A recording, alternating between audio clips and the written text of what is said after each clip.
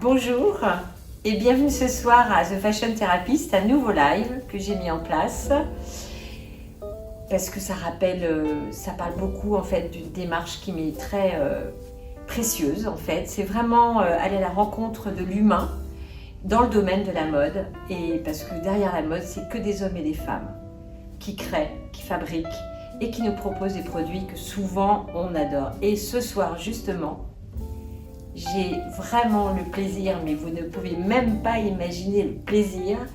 Je suis avec Jean-Michel Casaba, créateur de chaussures, que j'ai rencontré il y a déjà quelques années. Saisons. Bravo, quelques saisons, c'était en 2001 je crois. Odyssée de l'espace. Odyssée de l'espace.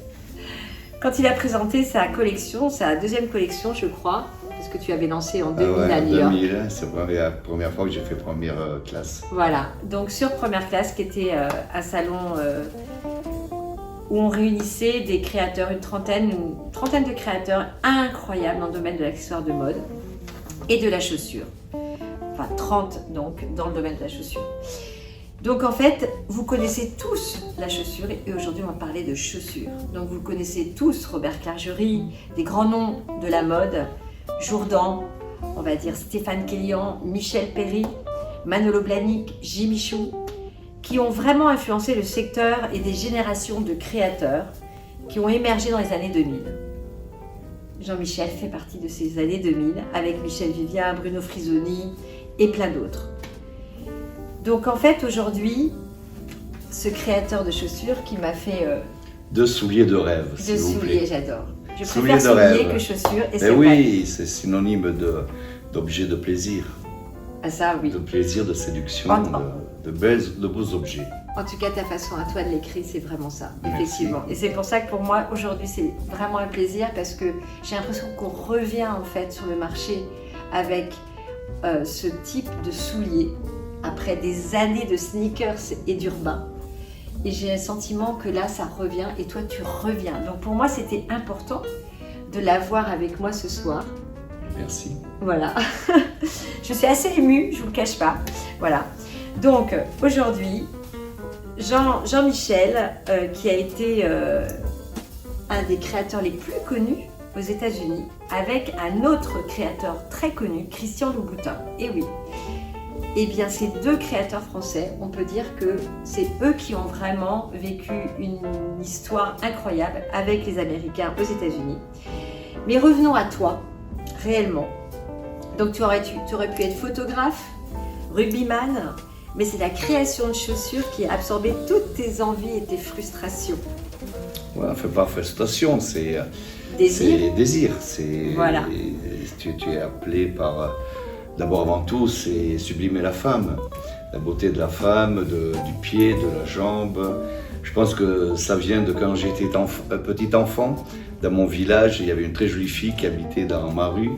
Et tous les vendredis soirs, elle avait un boyfriend qui venait la chercher avec une voiture de sport, tu vois. Style Triumph, Panhard, enfin.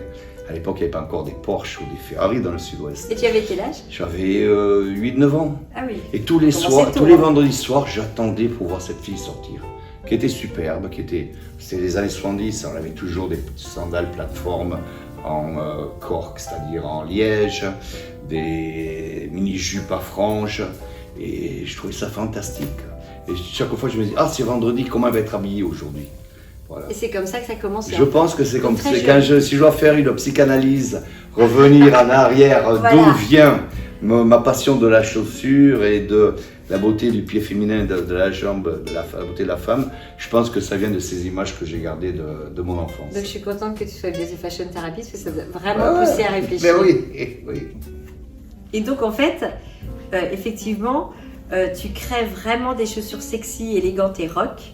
Et il y a une chose qui m'a en fait marqué quand on a discuté et parlé ensemble, c'est que tu détestes le noir. Mais non, c'est pas ça. Vous voyez, tu es habillé en noir. Oui, mais je suis habillé en noir. Il m'a dit, je déteste le noir. Mais non, je ne peux pas porter une paire de boots, parce que je porte plutôt la plupart du temps des boots, mais je ne peux pas porter une paire de chaussures de boots noires. Pour moi, il faut toujours qu'il y ait de la lumière, qu'il y ait de la couleur, c'est-à-dire que ça peut être aussi bien un python de Rocha, c'est-à-dire un serpent beige, qu'un coloris. C'est J'adore vrai. le blanc cassé, j'adore Même pour le les blanc. hommes d'ailleurs. Mais parce non, que monsieur, je parle il pour les crée hommes. des chaussures pour les Ah, femmes, non, mais non. aussi pour les Non, hommes. mais là, dans mon attention. cas, je parle pour moi-même. Parce que je trouve que c'est tellement beau la couleur. La couleur, c'est D'accord. l'énergie, c'est la beauté, c'est la vie. C'est pour ça que dans mes collections, il y a beaucoup de coloris bright, c'est-à-dire bien flashy, de métallisé. C'est pas une collection monocale. C'est pas japonais, designer belge. Ah non, C'est le ça c'est projet. clair. On sort vraiment de quelque chose de minimaliste et d'épuré chez toi. Ouais. Ça l'éloigne. Tu m'as partagé quelque chose qui m'a vraiment touchée parce que ça parle de Robert Clergerie. Tu m'as dit, Robert Clergerie, un autre très grand créateur de chaussures français, donc qui a existé bien sûr dans les années 70-80, a dit de toi qu'Azaba est la chaussure, ce qu'est Keith Richards à la musique. Pourquoi? Non, mais je pense que c'est peut-être par mon approche un peu rock'n'roll de l'attitude, pour moi je suis très imprimé, inspiré par la musique, par les années 70, par les Rolling Stones, et ça vient certainement de ça, tu vois. De Johnny Hallyday aussi. Oui, complètement, Johnny mais... Hallyday t'avais la photo de Oui, Johnny oui, Hallyday non, dans ta mais chambre. j'ai grandi, j'étais un grand fan de Jojo et j'étais tellement content que le jour où j'ai pu lui faire des chaussures, comme j'ai fait pour Keith Richards, comme je fais pour Lenny Kravitz, pour Mickey Rourke, pour tous ces gars qui sont devenus mes potes après des années, tu vois, et que je grandissais en les voyant à la télé ou dans les magazines et que j'accrochais les photos sur mes murs de ma chambre. T'imaginais pas qu'un jour tu allais les rencontrer, tous Non, mais au fin fond de ton non, village. mais, ouais, non, mais tout ça, je savais qu'un jour j'avais une vie qui m'attendait au-delà. C'est-à-dire au-delà de la montagne des Pyrénées où j'ai grandi, Tu joues que au j'avais, rugby. oui, que j'avais joué au rugby quand tu es gosse dans le sud-ouest, c'est fabuleux. Et c'est pour ça que j'adore la vision, l'image que donne Antoine Dupont aujourd'hui du rugbyman du sud-ouest, parce que c'est fantastique. Et D'ailleurs, tu n'as pas perdu ton accent. ah ben non, jamais, même à New York, mais je vais même cultiver parce que c'était mon trademark, mon image de marque. Je voulais pas changer pour rien au monde. Et Be yourself. ouais, be yourself. Comment on devient créateur de chaussures? Parce que tu parles de Paris, donc tu as quitté le sud, tu es parti à Paris, tu voulais être photographe, tu as adoré le travail de Guy Bourdin, tu voulais travailler avec Helmut Newton, et puis tu t'es retrouvé dans la chaussure. Comment on devient créateur de chaussures sans avoir fait cette école pour de moi, cordonnier non, pour moi, c'était tout naturel parce que à l'origine, je voulais être, comme tu as dit, assistant de Guy Bourdin, que j'adorais, ou d'Helmut Newton. Et après, à l'époque, il fallait faire le service militaire en France.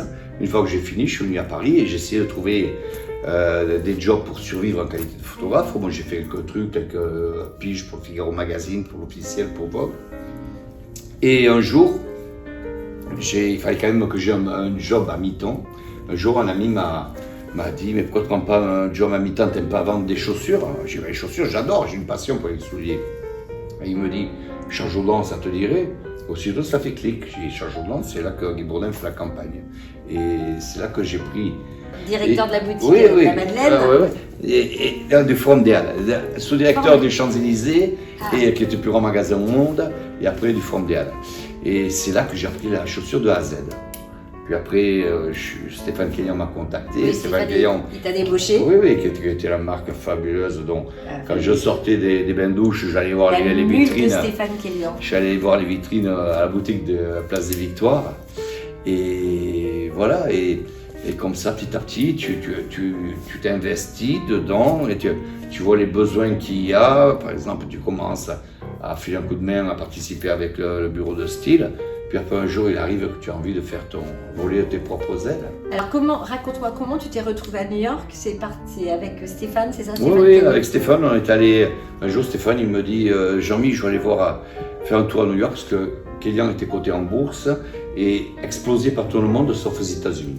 Alors il me dit, je vais aller à New York, tu veux venir avec moi? Je dis, ouais, bien sûr. Il me dit, attention Stéphane, et moi j'ai deux rêves dans la vie. Paris et New York. Il me dit, viens, comme ça on verra. Tout était écrit chez toi.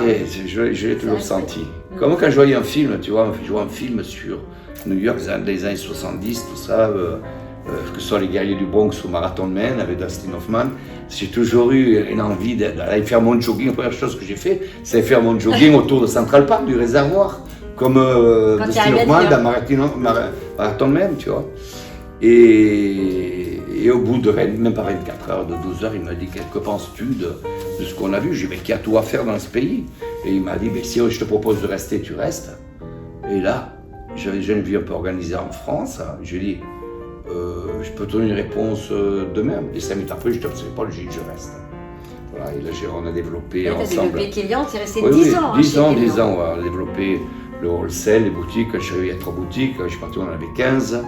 Puis après, Stéphane a décidé d'arrêter en 95, de prendre des distances avec la marque. Par hasard, j'ai rencontré Maxime Groot, qui était un des nouveaux actionnaires de Charles Jourdan, qui m'a proposé de revenir en qualité de directeur artistique. J'ai sauté sur l'occasion. Alors là, j'ai passé beaucoup de temps à Paris, à Romans, tout en étant à New York. Et j'ai fait ça pendant 3 ans. Puis après, au bout d'un moment, j'ai dit, écoute, basta. Il est temps que je fasse Jean-Michel Casabat. Donc on va dire que quand même, tu as une personnalité à plusieurs facettes. En fait, tu es commercial, tu aimes le produit. En fait, tu as tout appris sur le terrain. Oui, j'ai tout appris sur le terrain. Et ça, c'est un atout. Et attends, j'ai tout appris sur le terrain, comme on dit, aux chausse-pieds. C'est aux chausse-pieds que vous apprenez vraiment à satisfaire une cliente. Mais à l'époque, on faisait tout. Par exemple, on doublait les chaussures, c'est-à-dire on mettait des renforcements, des doublages, c'est-à-dire qu'une fille qui faisait un 38, vous avez qu'un 39, on mettait des renforcements, des semelles de liège et de cuir. La fille, elle partait, elle était aussi bien chaussée que si elle avait une chaussure dans sa pointure. Et là, on apprenait tout sur place à l'époque. Donc, tu as lancé la marque Casabat en... Jean-Michel Casabat, pardon. En 2000, ouais. En 2000, hein. Et en fait, c'est aussi une histoire de dingue parce qu'on a l'impression que vraiment, ton parcours, c'est vrai, tu rêvais, tu avais des rêves et tu les as tous réalisés. Et en fait, tu me dis, j'ai lancé cette marque avec une impression Python, c'est ça? Ah oui, avec un imprimé serpent. Python. Voilà. Alors l'histoire, pourquoi? Parce que, je ne sais pas si vous voyez, je porte souvent des boots en Python. Parce que j'adore les Rolling Stones et le jour où j'ai vu le film Gimme Shelter, quand Keith Richards vient d'enregistrer Wild Horses. Tu ne l'avais pas encore rencontré à ce moment-là. Il prend une cigarette, il s'allonge dans le sofa et il a ses boots en Python et avec le boots, il bat le tempo de la mesure. Et là, j'ai dit, waouh, ça c'est trop cool. J'adore, il faut que je fasse. Le jour où il y a quelque chose qui me disait, le jour où je fais des chaussures, je fais des chaussures avec du Python ou d'imprimé serpent. Ma première collection de Jean-Michel Casabat, le thème principal, il n'y avait pas beaucoup, il y avait 4 modèles, 4-5 modèles, c'était un imprimé serpent, comme un imprimé Python, que j'avais décliné en 5-6 couleurs, c'est-à-dire noir, rouge, fuchsia, jaune, bleu cobalt, vert, violet, voilà, 7 couleurs. Et sur le stand, l'équivalent de première classe à New York, qui s'appelle le Coterie, sur le stand, j'avais fait les tables de présentation. Et pendant toute la première journée du salon, les gens y passaient, ils disaient wow, celui-là, vraiment il aime le serpent parce qu'il y avait tous les modèles en toutes ses couleurs. Et c'est sûr, tu entends des commentaires aussi, ou alors s'il n'aime pas le serpent, il faut qu'il le dise. C'était un peu taquin. Ouais. J'avais pris quelques commandes, 2-3. C'était pas vraiment la tendance en plus. Voilà. Le soir même, c'est le premier défilé de Tom Ford pour Gucci. Voilà, ces histoires, c'est à Milan. C'est un raz-de-marée, il a toute la collection, tout en imprimé serpent. Alors imprimé serpent, sac, chaussures, tenue de cuir, chemisier de soie, enfin tout, imprimé serpent. Women's Daily, le journal de... Qui était à l'époque la référence. La Bible, de la mode aux États-Unis, écrit en première page The Year of a Snake, comme avec Mickey Rourke qui avait l'année du dragon, ça avait Tom Ford, c'est l'année du serpent. Le lendemain, j'ai passé 2 jours à prendre des commandes sans arrêt. Il y avait la queue devant mon stand. Voilà, ça c'était l'histoire de la première collection, c'est génial. Ouais, et je sais qu'on t'avait sélectionné, parce qu'on recevait toujours des produits pour sélectionner les personnes pour entrer sur première classe. Et je me souviens que tu m'avais effectivement envoyé en fait ces produits qui n'étaient pas la nouvelle collection que tu avais présentée sur première classe. Et c'est comme ça qu'on t'a sélectionné en fait sur ce salon-ci.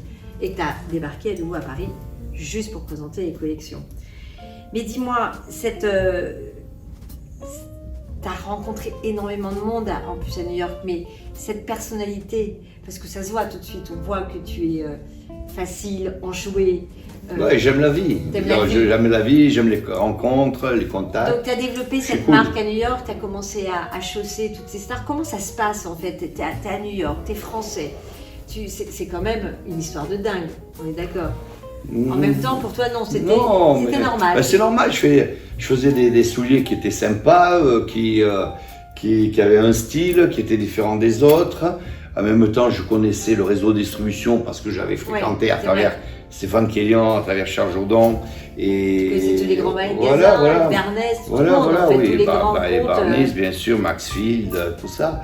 Et en fin de compte, quand tu approches les gens et que tu as d'abord une bonne personnalité et un produit qui tient la route, ça serait dommage que les portes ne s'ouvrent pas.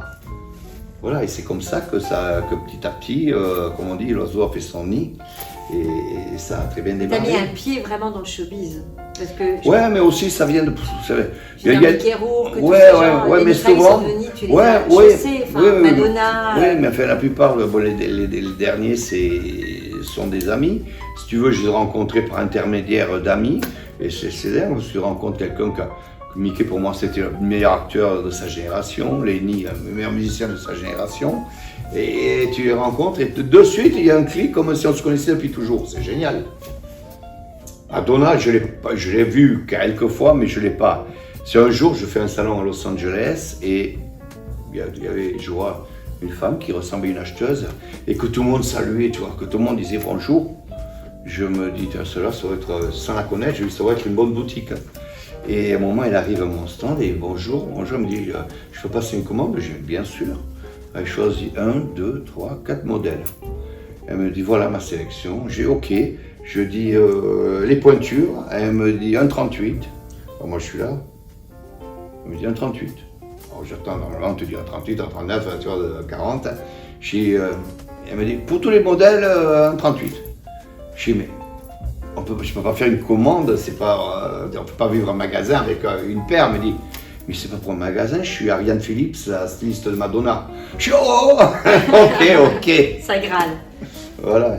Comme ça que c'est parti comme ça. Oui, comme ça j'ai chaussé. Après, tu as chaussé Gillo, enfin. Oui, fait tout. Mais ça vient de beaucoup de choses. Ça vient également que j'étais distribué dans les meilleures boutiques. Ouais, c'est vrai. Ça vient du fait aussi que la plupart des stylistes célébrités ou stylistes de Shooting Magazine aimaient mes produits ou m'aimaient parce que j'étais cool et j'étais cool avec tout le monde. Et en fin de compte, tout ça, ça fait que ça a démarré.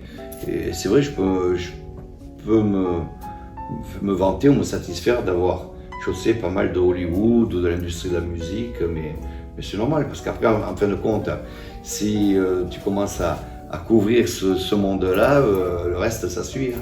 Ouais, on est d'accord, même à Paris. Ouais, pareil. Mais maintenant, j'ai un nouveau challenge, j'essaie de recommencer cette belle histoire. Oui, parce qu'aujourd'hui, donc, effectivement, dans les années après 2015, bon, tu as eu une vie de dingue à New York, et 2015-2018, ça a commencé, le business était plus difficile. Parce que les grandes marques de luxe ont vraiment développé la chaussure, en fait, alors que eux, ils créent des marques de souliers. Et les boutiques, après prêt-à-porter, le parfum, ils ont fait des chaussures, ont fait des sacs. Et les boutiques, les department stores commençaient à te dire oh, mais on peut être partenaire en business. Partenaire en business, ça veut dire quoi? Que tu laisses tes chaussures inconditionnelles. Alors, tu travailles pour eux et tu ne peux pas survivre comme ça. Ou également, ce qui était aussi très difficile, c'est qu'il fallait combien tu avais dans les réseaux sociaux, tu vois. Et moi, j'ai jamais particulièrement été attiré par les réseaux sociaux. Bien que je pense que c'est quelque chose qu'aujourd'hui est important. J'ai commencé un peu à m'étioler, si on veut. Oui. Voilà. Et à un moment, j'ai dit, tu sais quoi? C'était l'explosion de l'urbain, attention. Oui, dans des chaussures magnifiques, très féminines. Tout à fait. Et à un moment, j'ai dit, tu sais quoi? Je vais débrancher. Je vais me ressourcer. T'as décidé que ça comme ça? Ouais. C'est pas difficile. Non, mais je ne vibrais plus. Je ne vibrais plus par rapport au marché, par rapport. Quand pendant 10 ans, 20 ans, tu as eu affaire avec les rois, les entrepreneurs comme les Gene Pressman de Barnies, les Tommy Pierce de Maxfield, les Manny d'Ashorenzo, Alan Bilzerian, tous ces pionniers qui ont lancé la mode aux États-Unis, qui ont lancé toutes les marques, et que tu te retrouves à dealer avec des acheteurs qui ont 20 ans, qui sortent de l'école et qui connaissent absolument rien, et qui travaillent avec des pourcentages de couverture de temps de combien il faut acheter de talons. Non, c'était plus. Donc tu as débranché. Tu as dit ok, j'arrête ma marque. Ouais, je l'ai mis en suspens. Tu l'as mise en suspens. Voilà. Et j'avais. Parce qu'un créateur n'arrête jamais. Hein. Ouais. Et j'avais comme désir de faire un restaurant club. Parce que comme chez moi, j'avais un super loft à Soho et je faisais des soirées 1 à 2 fois par semaine. Tout le monde venait, adorait ma cuisine et tout le monde me disait mais pourquoi tu ne fais pas un restaurant club où on peut vivre les gens. Tu peux vivre de ça, les gens paieront pour ce que aujourd'hui tu fais pour le plaisir. Et j'ai commencé à avoir un concept comme ça que je vais faire à Soho et le Covid est arrivé. Ouais. Le Covid est arrivé, le Covid ça a été 2 ans de galère totale aux États-Unis parce qu'au States on n'a pas eu l'aide sociale que le gouvernement français a fantastiquement donné aux entrepreneurs en France et en Europe. Et en fin de compte, après, au bout d'un moment, je me suis dit, c'est quoi, je vais rentrer en France. Je vais d'abord aller me ressourcer dans mes Pyrénées. J'avais comme désir de faire le Jamie's Kitchen, le même concept à Paris. Je suis allé voir Jean-Louis Coste, que j'adore, que j'admire et respecte. Pour moi, c'est le plus grand entrepreneur de la restauration, de l'hôtellerie. Et il a trouvé le concept intéressant et on a commencé à penser à le mettre en place sur Paris. Mais au bout de... Mais ça n'a pas été facile cette période quand même. Parce que j'avais besoin de... Tu as toujours su que tu reviendrais. Oui, je savais que je remonterais, que je toucherais le fond et que je remonterais. Pas une seule fois j'ai douté, je n'ai jamais douté. Et quand tout en travaillant à l'époque, en pensant mettre mon énergie sur le concept Resto Club, j'ai entendu une petite voix, et ça c'est vrai, il m'a dit « Dessine-moi des souliers, dessine-moi ». Alors d'abord j'avais ma mère qui n'était pas très heureuse que j'avais arrêté parce que soi-disant je faisais très bien dans ma vie. Toutes mes amies, meilleures copines ou chercher les casabas dans la boutique. Ou clientes, voilà. Et voilà. Et là je me suis dit, ok, écoute, je pense que je suis prêt à repartir. Et là tu as rencontré une personne, mais c'est complètement dingue l'histoire. Parce qu'aujourd'hui il a donc 65 ans. Ouais. C'est magnifique. Ouais. Et tu repars avec un partenaire. C'est une histoire complètement dingue aussi. Ça s'est fait comme ça, quoi, en fait. Donc ça veut dire que ça devait exister. Les planètes nous ont fait connecter, et voilà. Et c'est reparti pour... Je pense qu'on est parti pour créer quelque chose de fantastique. Je n'ai aucun doute là-dessus, tu vois. Et tu as présenté en janvier la première collection. Oui, j'ai présenté une collection intemporelle de lancement pour la presse. Et en ce moment, je suis en train de préparer la présentation du printemps. Et c'est pour ça que je voulais que Jean-Michel soit là aussi, parce que pour moi, c'était hyper important de me dire, bah voilà, il représente à Paris réellement, là, du 23 au 25. Il n'y a pas que représenté à Paris, c'est que je suis établi à Paris maintenant. Et maintenant, il est établi à Paris, c'est quand même dingue, parce que quand on s'est parlé, je lui ai dit, mais t'es à New York, comment je vais faire pour te rencontrer? Il me dit, non, je suis revenu à Paris. Pour moi, c'était insensé que Jean-Michel Casabas revienne à Paris. Ah non, mais en plus, j'adore. Je pense que c'est... Tu es heureux aujourd'hui d'être à Paris? Oui, très. Donc en fait, t'as cette capacité à laisser derrière toi toute une histoire, parce que tu sais que... Mais parce que c'est pour créer une nouvelle histoire. Et parce que c'était bien rempli aussi, parce que quand on est heureux et qu'on est rempli, on n'a plus de frustration et on regarde devant nous. Ah, mais je n'ai jamais eu de frustration dans ma vie. Non, c'est toujours été... Tu réalises toujours tes rêves en fait. Ouais.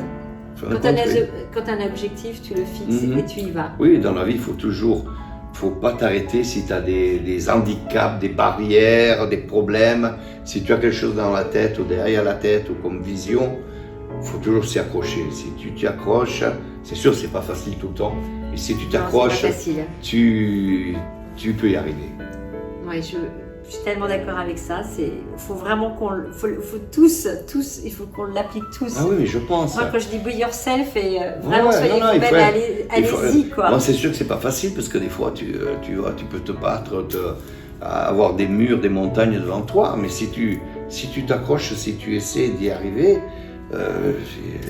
la vie. Et aujourd'hui, avec la situation actuelle qui est quand même vachement plus difficile, parce vous avez vécu des années extraordinaires, parce que ce domaine de la chaussure accessoire, c'est souliers, c'est vraiment développé dans toute cette période des années de 2010, 2015. C'est vrai que c'était merveilleux pour des nouvelles marques comme la tienne.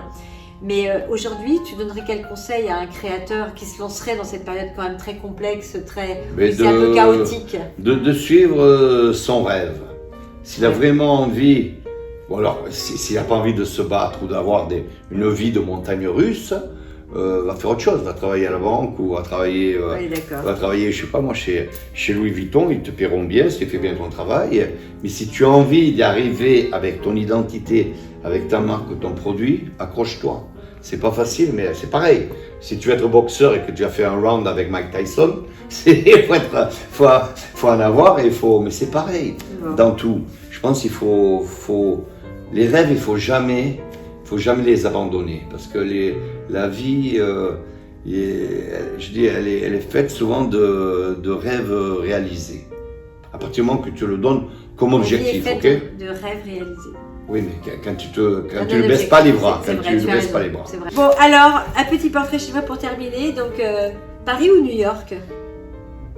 New York avant, Paris aujourd'hui. Oui, non, mais j'ai dit Paris ou New York, donc je suis choisie. Ah, j'ai dit Paris. Ok. Johnny Hallyday ou Keith Richards? C'est la même histoire, j'aurais dit Johnny avant, Keith Richards. Non, dis-moi ça choix aujourd'hui. Non, c'était vraiment pour te taquiner. Johnny. Quelle est ta couleur préférée? Alors ma couleur préférée, rouge ou ça noir? a toujours été le rouge, mais maintenant ça devient le vert. Ah, et pourquoi le vert? J'ai appris ça avec Keith Richards, parce que je me disais, comment sa couleur peut être préférée le vert quand c'est un rockstar? T'imagines qu'un rockstar, elle est toujours en noir. Ah non, mais lui, il adore que je lui fasse des souliers verts. Très belle couleur, oui, c'est la couleur d'espérance, c'est la couleur of dollar, of money. Donc tu es dedans là en ce moment? Ouais. Eh oui, c'est intéressant. Complètement. Maintenant, si tu veux, quand je regarde une charte de couleur, par exemple, quand tu vois une tannerie qui te propose une collection, avant je regardais qu'est-ce qu'ils ont comme rouge, quel est le plus beau rouge, tu vois. Maintenant, s'il n'y a pas un vert intéressant, ça ne m'intéresse pas. Et dis-moi, si tu avais été un créateur de vêtements, tu aurais été quel créateur? Wow, parce que dans les grands nombres, tout le monde admire Saint Laurent, mais je sais pas. Tu sais pas? Non, je dirais. C'est pas grave. Ouais, Saint Laurent, mais c'est prétentieux vouloir être. Non, si tu avais été un créateur de vêtements, non, vas-y. Ouais. On est là pour se lâcher, dire que. Au niveau style, Saint Laurent, mais il a quand même eu une vie très compliquée. Je suis beaucoup plus simple que ça. Ah, d'accord, ok, merci. C'est pour ça que quand tu vois avec tous les films qu'on voit, les séries, comme la nouvelle série qui est géniale, que je vous conseille sur Disney, Becoming Karl Lagerfeld, qui est fabuleuse. Sur Karl, bravo, très parce que Karl, c'est quand même un très très grand monsieur. Ouais. C'est dommage qu'il nous ait quittés. Voilà. C'est comme ça. Et si tu étais un vêtement, puisque tu fais de la chaussure, tu as de la chaussure, si tu étais un vêtement, tu serais lequel? Un vêtement, pas une chaussure. Non. Mais un jean en cuir. Eh oui. Et si tu étais un plat, toi qui aimes cuisiner? Ah, moi j'aime tellement. Très bien, il paraît.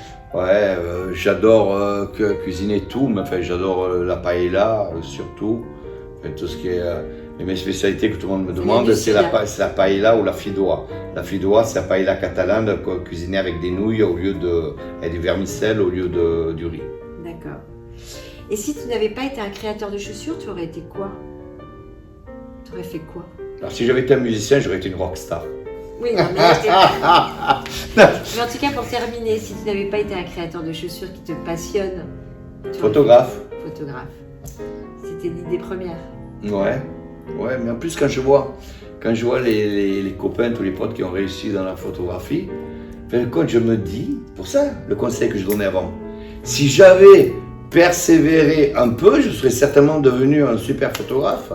Mais la chaussure a toujours été plus forte. La chaussure est devenue aussi très forte. Oui, non, mais la chaussure était toujours ancrée profond au fond de moi. C'est pour ça que c'est pas comme si j'avais quitté pour devenir, je sais pas, dentiste ou tu vois, ou autre chose. Mais voilà. Donc aujourd'hui, tu es heureux, tu es à Paris? Oui, très heureux, très heureux. Et c'est reparti pour une belle histoire. Je pense. Donc, no doubt about it. Super, merci. En tout cas, je te souhaite vraiment... Merci Patricia. Réussite et beauté dans ta vie parce que Tu sais faire en tout cas. Merci. Merci de m'avoir reçu. À bientôt à tous pour un prochain live. Et donc aujourd'hui, c'était Jean-Michel Casaba.